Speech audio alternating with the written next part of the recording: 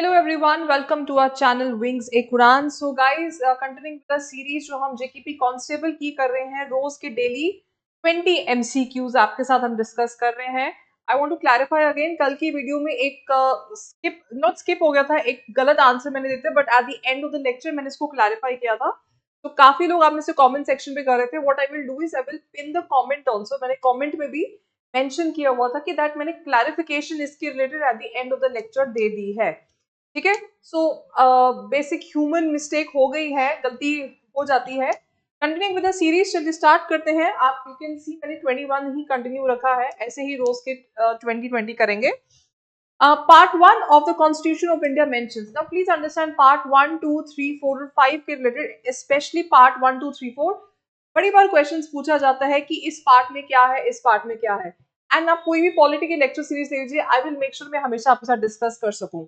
Because ये idea is कि ये टिप्स पे चीजें पता होनी चाहिए. सो कल को if you find this question somewhere else also, it does not matter, because these questions are asked. ये पूछे जाते हैं कि पार्ट 2 में क्या है, पार्ट 3 में क्या है, पार्ट 4 में क्या है. मैं खाना ऐसे खाऊं या ऐसे खाऊं, इवेंचुअली मैं खाना ही खा रही हूँ. सो ऑलवेज रिमेंबर कि कुछ क्वेश्चंस पूछे जा सकते हैं रेपिटेटिवली. अब पार्ट 1 में क्या है, union and it's territory, citizenship, preamble, fundamental rights. हमें पता है, हमने स्टार्ट ही किया था यूनियन एंड इट्स टेरिटरी के साथ. At the end of the lecture do tell me your total score also comment section पे. तू बात करता है सिटीजनशिप की. सो ये क्वेश्चन आएगा, वापस रिपीट होगा कि पार्ट 2 में आपका क्या है. That is how you revise the topics. Okay, so part 1 में आ जाता है आपका यूनियन एंड इट्स टेरिटरी, जहां पे हम आर्टिकल 1, 2, 3, 4 की बात करते हैं. ओके, नेक्स्ट क्वेश्चन आ जाता है आपका.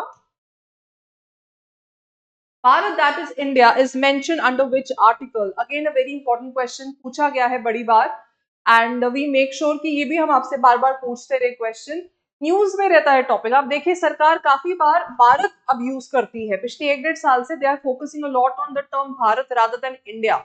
अब कॉन्स्टिट्यूशन में मेंशन्ड है Bharat that is India, so we can question that कि क्यों पूछ रहे, क्या पूछ रहे. तो इसलिए क्वेश्चन इंपॉर्टेंट बन जाता है.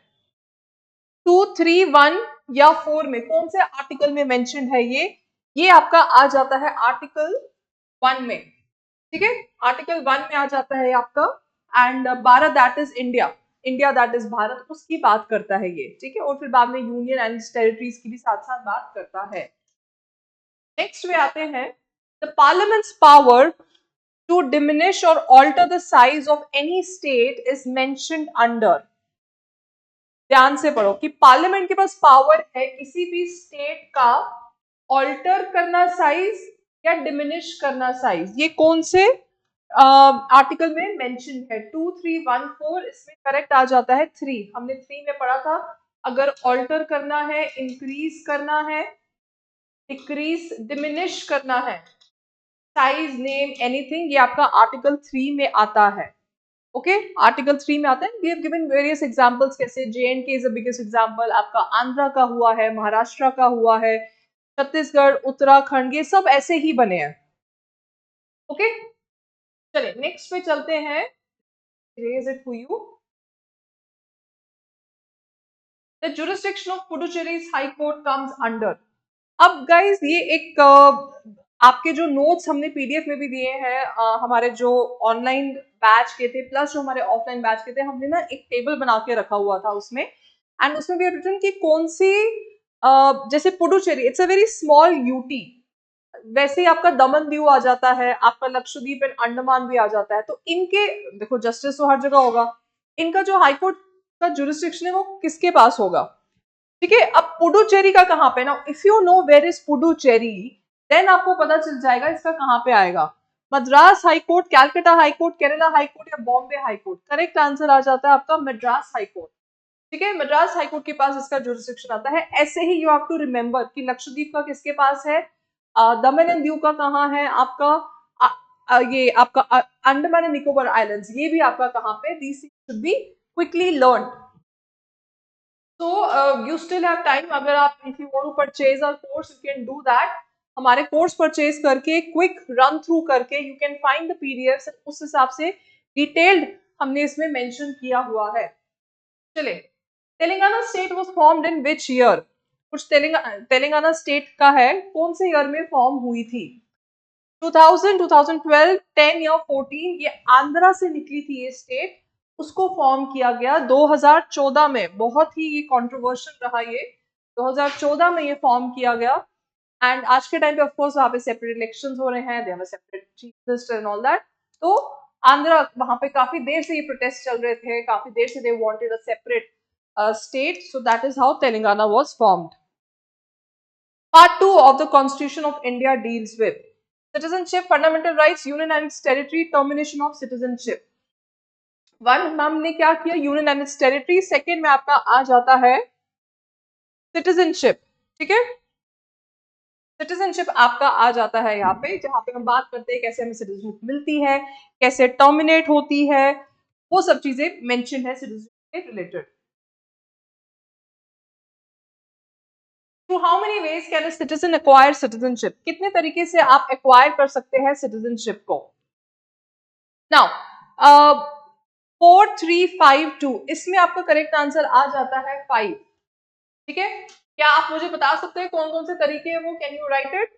नेचुरलाइजेशन था, बाय बर्थ था, रजिस्ट्रेशन था, इनकॉर्पोरेशन टेरिटरी था। 5 तरीके आते हैं इसमें, ठीक है। So that is how you will acquire the citizenship. अलग अलग तरीके हैं एंड दे मेक श्योर कि प्रॉपर रजिस्ट्रेशन प्रोसेस रहे इसमें। The loss of citizenship is due to, अब अगर सिटीजनशिप आपकी जा रही है, किन हिसाब से जारी है, इनमें से चूज करिए। रेनंसिएशन, टर्मिनेशन या डेप्रिवेशन या ऑल ऑफ द अबव। इसमें आपका करेक्ट आंसर आ जाता है ऑल ऑफ द अबव, ठीक है। Be all of the above. तीनों तरीके से आप अपनी सिटीजनशिप लूज कर सकते हैं। तीनों के अलग अलग इसमें फैक्टर क्लियरली मेंशन्ड है। If a citizen has acquired the citizenship by fraud, it can be taken up, it can be taken via, बड़ा ट्रिकी क्वेश्चन, थोड़ा ध्यान से पढ़िए अगर आपने सिटीजनशिप का ध्यान से पढ़ा है। हमने बात की उसमें थ्रू फ्रॉड अगर किसी ने सिटीजनशिप ली है। नाउ इंडिया जैसी कंट्री में quite a possibility. Deprivation, termination, renunciation या ऑल ऑफ द अबव। इसमें आपका करेक्ट आंसर है डेप्रिवेशन। डेप्रिवेशन में क्या क्या आता है? अगर आपने सिटीजनशिप बाय फ्रॉड ली है, अगर आपने डिसलॉयल्टी दिखाई है कॉन्स्टिट्यूशन को, अगर आपने यहाँ पे suppose India is at war with a country, neighbouring country और सम कंट्री, ऑफ कोर्स हम नेबरिंग कंट्री के साथ ही होंगे, एंड आपने ट्रेड एंड कम्युनिकेशन भी पास ऑन किया है टू अदर कंट्री, तो उस टाइम भी आपकी थ्रू डेप्रिवेशन जाएगी। डेप्रिवेशन करना, टू डिप्राइव, आपका ले लेना, रिसोर्सेस ले लेना, डिप्राइव करना मेरे को कि मेरे बेसिक राइट्स है। यहाँ पे सिटीजनशिप जैसा बेसिक राइट क्या होगा आपके लिए, ठीक है। सो ये सब आ जाता है आपका इसमें डेप्रिवेशन के related. The citizenship can be acquired through by birth, by descent, by naturalization, all of the above। अभी हमने पढ़ा, अभी इसी का सिमिलर क्वेश्चन भी मैंने डाला है। Yes, all of the above इसमें करेक्ट आंसर है, डी इसी correct answer. Incorporation of territory भी आ जाता है, रजिस्ट्रेशन भी आ जाता है। सो 5 ways of acquiring the citizenship। अलग अलग तरीके से क्वेश्चन प्रिपेयर करोगे तो ऐसे ही याद रहेगा। The citizen of India is granted by which ministry? Important है, न्यूज में चलता रहता है। कौन सी मिनिस्ट्री देती है सिटीजनशिप? ऐसा तो है नहीं कि प्राइम मिनिस्टर वहां पे बैठा हुआ ऐसे टप्पे टप्पे टप्पे करके दे रहा है, आओ जी आपकी सिटीजनशिप मिल गई। ये कौन देता है? Ministry of home affairs, finance, urban housing या कल्चर। इसमें आपका करेक्ट आंसर है ministry of home affairs. Ministry of home affairs का आपका करेक्ट आंसर आ जाता है, that is your correct answer. Home ministry देती है यहाँ पे वही कुछ अगर रूल्स निकालने हैं। आपने देखा अभी पिछले कुछ साल में CAA के रिलेटेड, सिटीजनशिप अमेंडमेंट एक्ट के रिलेटेड लॉ निकला था, अब कुछ महीने पहले रूल्स भी उसके निकले थे, तो ये सब आपका होम मिनिस्ट्री ही निकालती है। Under which article of the Constitution of India there can be admission or establishment of new states? ठीक है, एडमिशन और एस्टैब्लिशमेंट ऑफ न्यू स्टेट क्या जाता है? 1342, इसमें 2 आपका करेक्ट आंसर है। अगर सपोज ये इंडिया है, यहाँ पे कुछ टेरिटरी है, इंडिया को इसको लेना है, एक्वायर करना है। अभी हमने सिटीजनशिप में क्या पढ़ा था? Bye incorporation of a territory also. तो एक्वायर करना है यहाँ पे मुझे एडमिशन और एस्टैब्लिशमेंट, तो मैं कर सकती हूँ। पार्लियामेंट यहाँ पे पार्लियामेंट का काम आता है। ऐसा नहीं है कि एक दिन प्राइम मिनिस्टर या कोई भी नींद छोड़ गया आज मैं ये वाला लैंड एक्वायर करेगा, नो। पार्लियामेंट को यहाँ पे पास करना होता है रेजोल्यूशन, एंड उसके बाद प्रॉपर अमेंडमेंट के बाद ही यहाँ पे you can acquire that territory, and of course there are various reasons for that. आप ऐसे नींद से उड़ के नहीं कर सकते हो कि चलो आज मैंने कर लिया. There has to be a valid reason.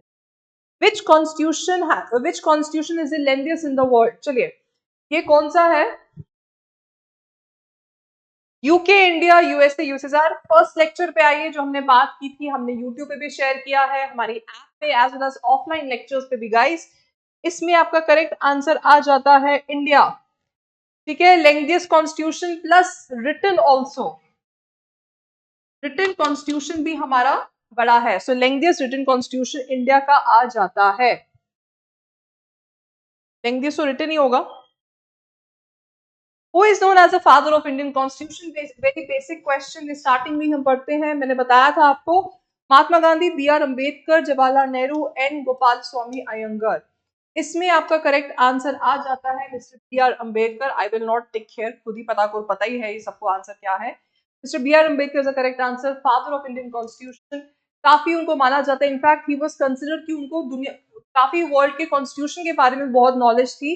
तो जो हमने सोर्सेज अलग अलग लिए हुए हैं, so he had an idea, he had lot of clue about कि कैसे बाकी कॉन्स्टिट्यूशन इज वर्किंग. तो he was the head of the drafting committee also.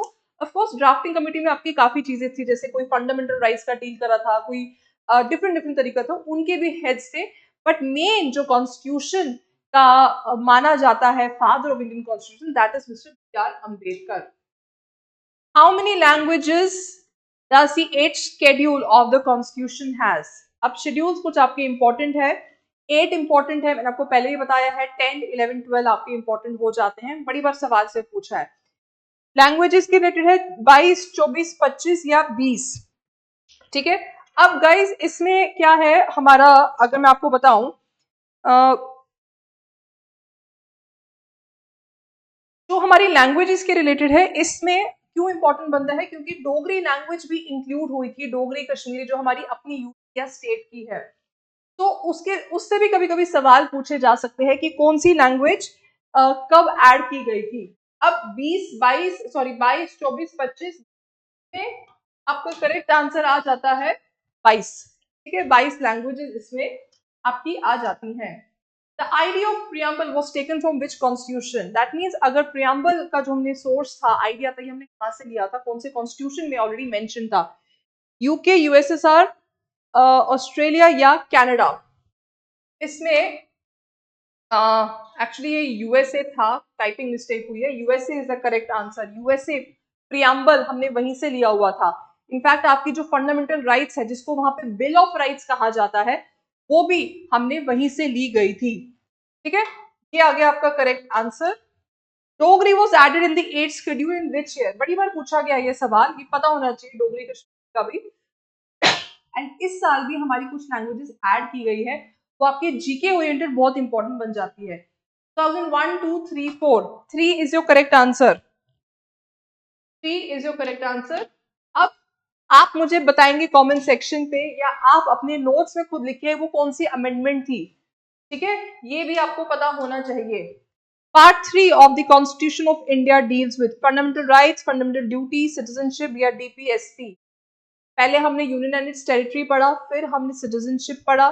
ठीक है, फिर सिटीजनशिप के बाद जब आए, उसके बाद हमने पढ़ा, ऑफ कोर्स सबसे पहले तो हमने प्रियम्बल पढ़ा था. उसके बाद पार्ट में हम आ जाते हैं फंडामेंटल राइट्स. ठीक है, ये आपका करेक्ट आंसर आ जाता है. Fundamental rights is your correct answer. Okay, fundamental rights के ऑफकोर्स जो हमारा कल का वीडियो आप देखेंगे, उसमें वो डिटेल में हम करेंगे उसके एमसीक्यूज. आई थिंक 2 तो बन जाएंगे, उसके अलग अलग बन जाएंगे. वो thoroughly we will try to discuss it. Fundamental rights are taken from, अब इसका सोर्स क्या है? USSR, USA, Canada, UK. इसमें अभी मैंने बताया आपको, इसमें करेक्ट आंसर क्या आ जाता है? यूएसए. ठीक है, USA is your correct answer. Bill of rights को वहां पे कहा जाता है.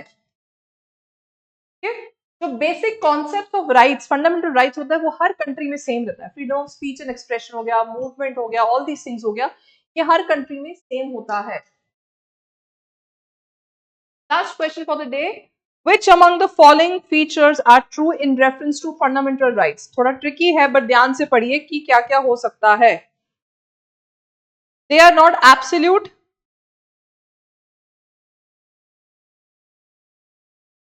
They are not absolute. Most of them are available against citizens.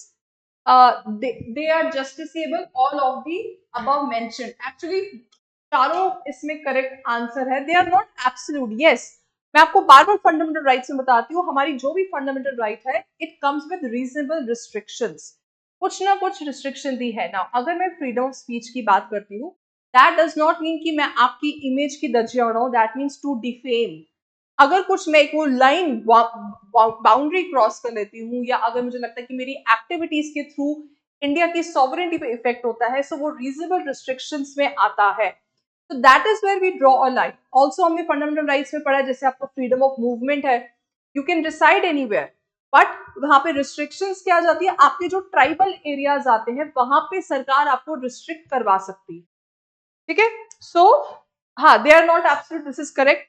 Most of them are available against citizen. Yes, आप सिटीजन के अगेंस्ट भी फाइल कर सकते हो. सिर्फ स्टेट के अगेंस्ट नहीं हो सकता है. स्टेट के अगेंस्ट भी है, बट सिटीजन के अगेंस्ट भी है.